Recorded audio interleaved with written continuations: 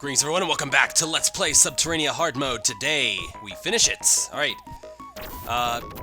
Excuse me. On the last episode, we took on the last of the ground missions and started with the water missions. Today, we're going to take on the last two water missions and beat the final boss. Hell yes. So, these last two water missions, though, are a little hairy. Remember that we're not getting those SAT scan mission briefings anymore, so we're thrown into this cave and we have no idea what we're supposed to do. There's nothing that tells you what you're supposed to do. So a lot of trial and error goes into this. Fortunately though, I know what to do because I've beaten this game before, but that's not going to stop me from getting lost anyway. These last few levels are almost maze-like. Those pearl shooting enemies are a little annoying, but they're easy to just breeze past, though, if you don't want to deal with them. Anyway, as you can see, we have some narrow passageways to navigate with our limited fuel. Not very many fuel upgrades as well, but that's all going to change the last level. We'll get to that when we get to that. Missiles for that guy, because fuck trying to deal with him. These guys will kill you in one hit with full life. And my life is painfully low. Alright, so first order of business is to try and take out these lasers that block half the level. Do that by coming down that path you saw me go, and then you can shoot that one from above. Now, I'm supposed to go right here and grab some items, but I got lost, and yeah, well, whatever, here I am. So as you can see, the water has suddenly turned purple, and now there's an acid meter up at the top left below our mega meter. If that acid meter fills up, you die. So, yeah, one more, fuck you from the game. Problem is, you can't really tell when the acid meter is full because there's no indicator as to where the end of the bar is, so it's kind of just up to your best guess. And here I am without an item that I'm supposed to have, and I blew the fuck up. So, let's do this the right way. So, now that the lasers are turned off, we can just fly over here and go to the way that I was supposed to go from the beginning. As soon as you disarm the lasers, you're supposed to fly all the way over here and grab the mirror laser. This over here is a missile upgrade, but the mirror laser is over here to the left. Whoa, watch out there, Sub-Terrania guy.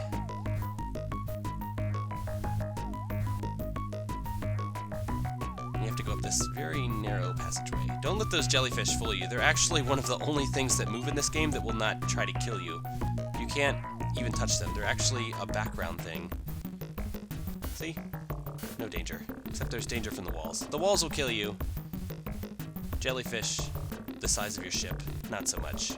Alright, now that we have the mirror laser, we can come over here and actually use this thing to its intended purpose. Like I said, no mission briefings, nothing tells you that you have to do any of this, so it's all a matter of let's guess. So what you gotta do is come over here to this one and shoot it from the bottom in that red part. You can float in the water below, or you can try and hover. Doesn't really matter. Once you get the laser bouncing like crazy, you can just start, well, you have to wait a few seconds for it to get ready, and then you can start shooting this thing over here to the right. And there you go. Wasn't that intuitive? Anyway, that's mission 8.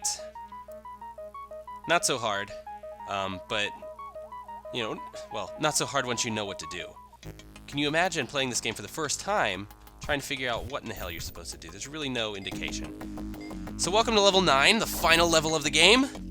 This level is a little bit large, but there's an item right here that makes up for all the bullshit in the entire game. If I can get it. There we go. Nuclear crystal. What that does is it makes your ship consume fuel at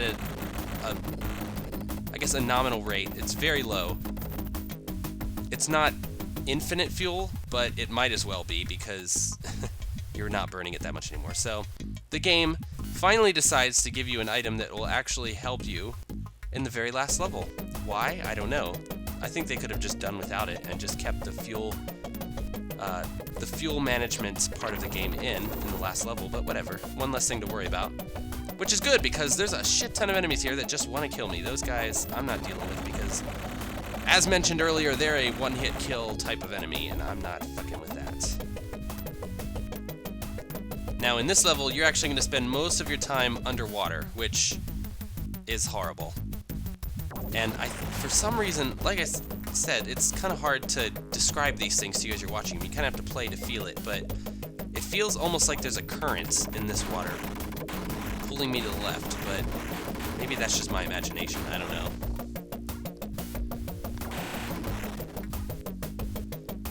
And I'm sorry that I never got a weapon up past level 2, but I just died too many times. And just imagine that the weapons, they get bigger and stronger. That's all they do, is the beams get slightly bigger and they do more damage.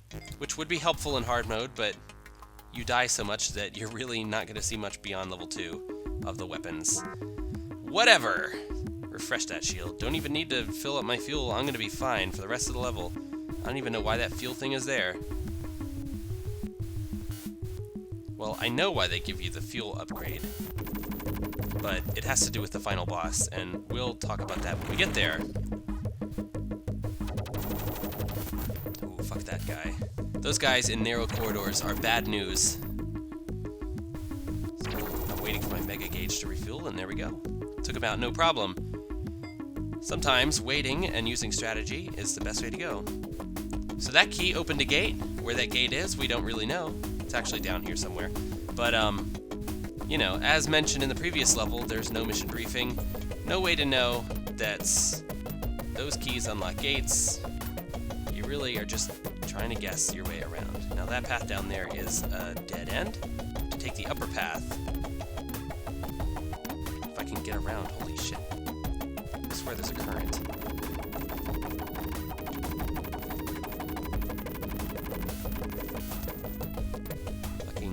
Clams everywhere down here. There's a new enemy added to this level that is pretty bullshit if you ask me, but I mean, it is the last level, so it makes sense. Also, the only time we ever see those things is right there. Alright, so almost there. The new enemy is right ahead of us. And there they are, fucking crabs. They will follow the walls to hit you, and they will punch you into the opposite wall. They are nasty to deal with, especially when they throw 2 of them at you at once. Best to just try and breeze past them, but fuck if I can't. Alright, let's try this again. As you can see, I made my way down here with very little damage, mainly because all the enemies are gone. And I'm not going to deal with that crab, I'm going to go up above. Those bubbles are nasty though, because they actually push you upwards into the ceiling, which can kill you if you're not careful. If you get pinned against the ceiling, your shield will deplete very quickly. And we're going to see that right here. You have to maintain your downward thrust, because getting that key without getting pinned against the ceiling is kind of tricky. Careful. There we go. Alright, oh man, fucking crab-clam combination in a narrow corridor. Bad news! Wow, I somehow survived that. With my ship shield entirely red now. Basically, I'm gonna be dead very quickly. That's okay though, there's only the one enemy left in the level, and that's this spider up here. He's easily dispatched by just staying in the water. Now, a neat little trick, not trick, secret type of deal. Coming over here, there is a shield refresher right before the final boss, so thank you for that, game, if I can get it without dying. There we go! Alright, so we've beaten all the levels, we've killed all the enemies, we've saved as many miners as we could. Not all of them. And we're about ready to take on a boss, so let's make our way down this corridor here. And as you can see on the bottom left, it says Inspin's Cave. We've entered a new level. Our start has been relocated, so if we die now, we'll respawn by the boss and not at the beginning of level 9, which would be a horrible fuck you. Anyway, it's boss time! As you can see, a spin gauge has showed up at the top left. That's the boss's life. And here is the son of a bitch. Pretty nasty looking dude. He's like a sea dragon slash I don't even know what. He's I don't know, he's got a spiky tail. Best to try to dispatch that. He shoots these globs of gunk at you. And then he also has this spinning saw blade that comes out of his chest that will grab you and fling you all over the place. Not a pretty thing to deal with. And then he also fidgets around like some kind of crazy person. Anyway, the best thing to do is to try and take out his tail first, because it's, you know, kind of the worst thing. Also, I learned a strategy while trying to research how to fight this boss in hard mode, and if you stick down here in the water, down in the bottom corner, you will be fine. As long as you keep moving, you know, left and right, he won't be able to damage you.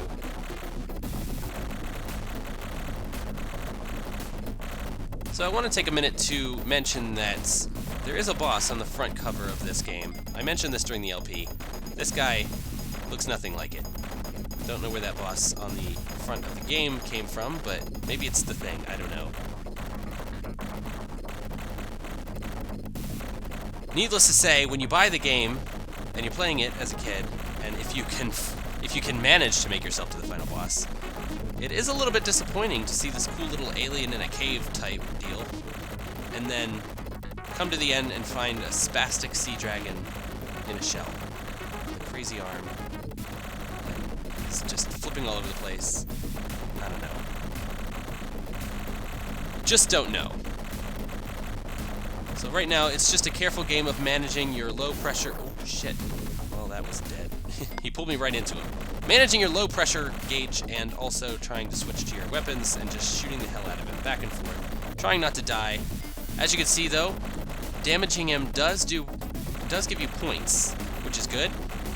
So once you get to a certain number of points, you actually earn extra lives. And he's dead! We're done with the game! Except not really, he has a second form, which will refill his life bar all the way up. So now, instead of a spastic sea dragon in a shell, he's a spastic sea snail out of his shell, and he will ram the hell out of you and shoot little crustaceans. Not a friendly thing to deal with, but I guess the strategy for this guy is opposite the first form. This one you want to stick to the air, because he stays down in the water before he comes to... Oh, god damn it, I died. Again, only one life left to live. Will I do it? The suspense. It's killing you, I know. Alright, so trying to fight this boss is really difficult, especially in normal mode. This is hard mode. He moves a lot faster, he shoots a lot more crustaceans, and man, hanging out in that corner is bad news. Your best bets, I found out, is to stick to the top of the screen and just fly around backwards using your reverse thrust and shooting him constantly until he dies. It takes a little while, but it's the best way to avoid dying. Hanging out down the water next to him is just a really bad idea. This would also be much simpler if I had a weapon beyond level 1. But whatever, what can you do?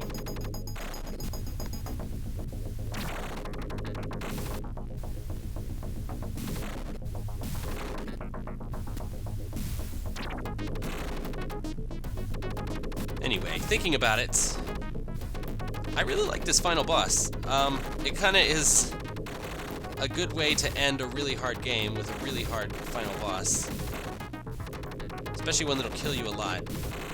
Good thing though is I got another extra life, so even if I die, I'll have another chance. Bad news about hard mode, well, there's a good and a bad to fighting Sven, okay?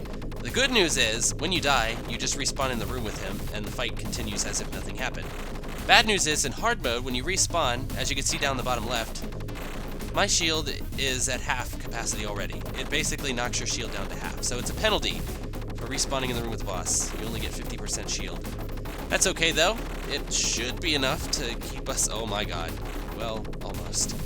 Should be enough to keep us alive. Hopefully. He is almost dead. My strategy of pelting him with pebbles from above is kind of working. Although I've got about maybe 2 hits left in me before I die. So, yeah. Another good thing to do, or another strategy to try, is to save up your mega bar and shoot him with the Mega Blast.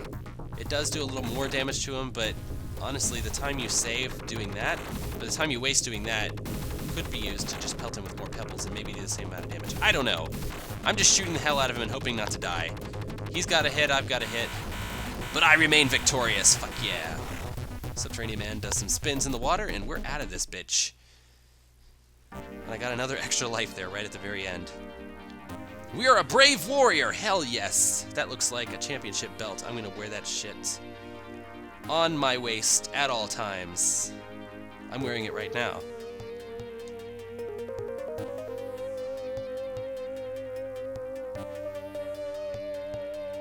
Please remember our efforts for all time. Thank you very much. And check out this graphics. Holy shit. Look at this. This blew my mind as a kid. Blew my mind. This is coming off of the Sega Genesis, man.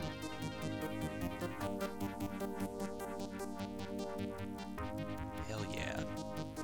Swanky!